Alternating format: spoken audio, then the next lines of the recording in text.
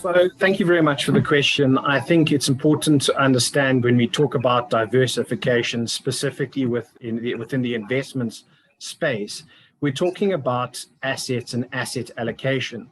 And there are certain types of asset groups that we can think about. Cash is an asset group for argument's sake. Commodities, fixed interest, property, equities, and more recently, you could argue that even cryptocurrencies are a new form of asset class. And so what we're wanting to make sure when we talk about the diversification is to make sure that we haven't got too much exposure to any one of those specific asset classes. So what that means, for argument's sake, is if we heavily invested in equities and the markets take a bit of a dive, like we've seen in recent times, that you aren't losing out, in a big way. If you had property as kind of a counter to that, you would then be able to see that the returns that you are getting are not specifically correlated to the equity side of things. So when we talk about diversification, we're wanting to spread the risk. And effectively, when we're talking about investments, you're wanting to make sure that your risk is spread as strategically as possible. And therefore, asset allocation is argued to be said the most important fundamental way in which investment portfolios should be created. I hope that answers the question.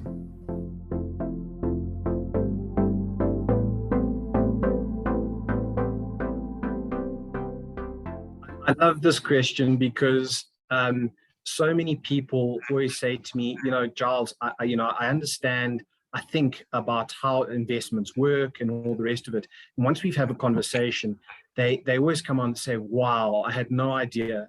And I wish if we could go back to school days, it would be fantastic for guys to teach basic accounting, basic personal finance, and basic tax. It would be phenomenal. So to answer the question, I think, you don't always have the information available to you. And more often than not, people think they know more than they do. And so I always say that speaking to an expert is probably your first port of call. Someone like a wealth manager, like myself, a financial advisor, and there's a slight difference between the two, or even a tax consultant.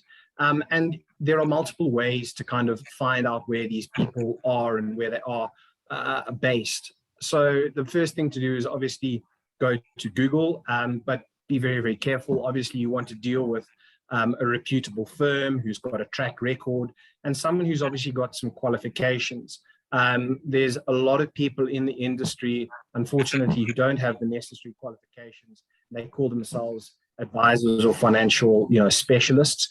Just be careful. So I think that when you're looking for an expert, the Chartered Financial Institute, CFI, is a fantastic place to start.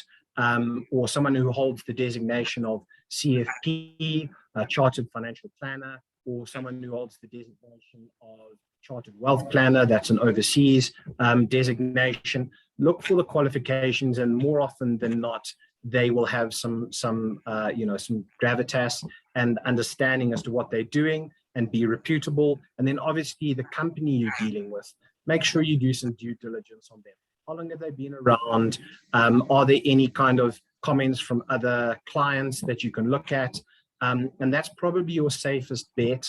And I often find that most people, if you just ask around your friend group, word of mouth, people can normally recommend a decent financial advisor that they've had an experience with. So all of those kind of get together, I think, kind of answer the question.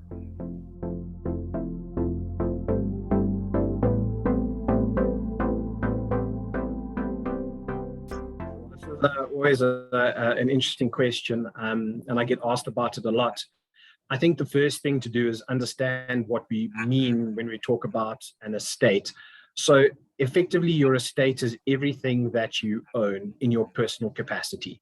So your house is part of your estate. Your unit trusts are part of your estate. Your bank accounts are part of your estate. Your car is part of your estate. Trusts, for argument's sake, those are not part of your estate because you are not deemed to be the owner of those assets. So when we talk about trust, we talk about basically the worldly possessions you own in your personal name. Now, when you pass away, one of the things that happens is the tax man's waiting for you, and we know that he's waiting for you.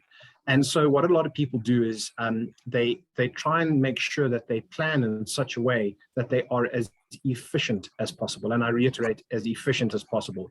Evading the taxman is illegal, and we are not promoting that. What we are promoting is saying, if you understand how the tax works on death, you can be efficient, and therefore you can make sure that there's more left to the loved ones that you leave behind. Unfortunately, I see it more often than not. People don't understand their estate and the taxes on their estate, and therefore you find estates being wound up and there's insufficient what we call liquidity. There's not enough assets to pay the taxman, and effectively you leave your loved ones with a debt burden, which is not something you ever want to do if they're busy grieving, your recent loss. So I think when we talk about the estate and understanding the estate, there's a huge amount of education that needs to happen.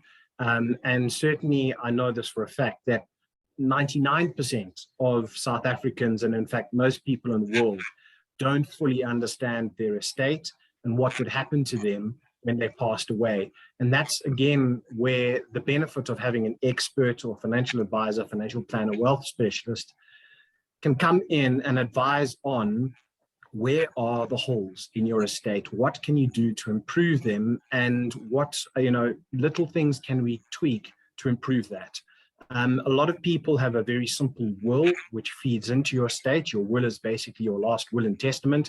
This is what I would like to happen when I pass away. And it's imperative that you have a will, because we don't know what you want to happen when you pass away.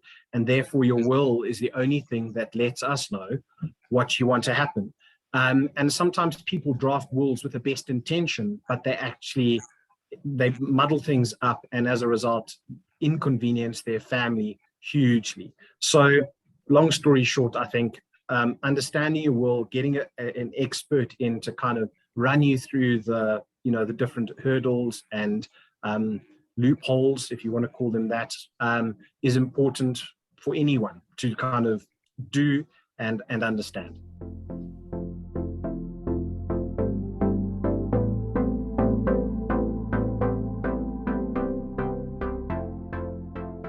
Yeah, so I think for, we know the devastation that COVID-19 has had on many businesses, very sadly.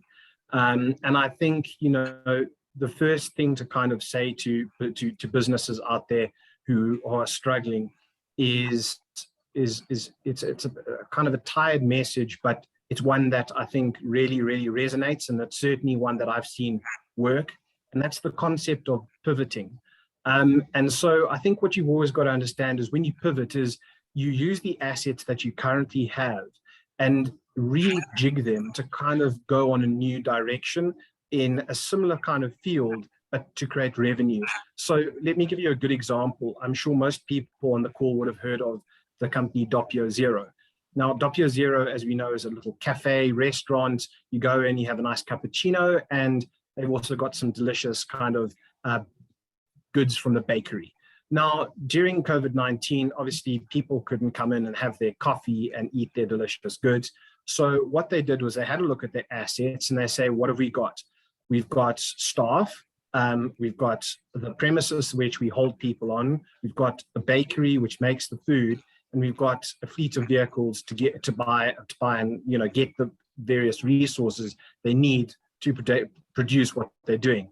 So what they did was they said, well, the bakery we can still utilize that. And why can't we sell those baked goods to supermarkets or fruit and veg shops and all the rest of it? And so what they did was they were able to keep their doors open. And they did that very successfully, so successfully that in fact now that is, even though all the level restrictions have been kind of eased, that's still a revenue generating stream that they hadn't previously realized.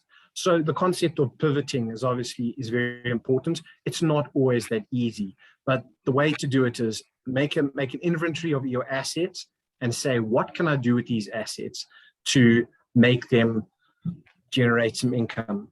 your question on, on people, entrepreneurs. I love entrepreneurs. Their energy and the enthusiasm is boundless, and wonderful to see. The challenge with them is trying to just make them realize that they need to look after themselves in the long term. And they're not very good at doing that. They see the next big thing and they want to go after it, and they want to go, hit just full ball and go at it all out. So what I would say to the entrepreneurs is you need to develop some kind of financial plan. And most people have no cooking clue where to start or how to go about doing that. Once again, that's where people like myself are able to step in and provide some guidance. And I think, especially when you are receiving, large lump sums, you need to understand that there are going to be tough times, and you need to make sure that you put away some money to look after yourself when those tough times come. So, and that forms part of a bigger financial plan. So you've got to take into, I call them kind of the different buckets. You've got to take into consideration an emergency fund bucket. You've got to take into consideration a retirement bucket. You've got to take into consideration, if you've got children, an education bucket. And then I call it, your wish bucket, which is your Ferrari or your daughter's wedding or something like that bucket, which is a kind of one-off occasion that you want to kind of make sure you've got funds available when the time is right for you. So I hope that answers the question. But yeah, I think so. Thank you.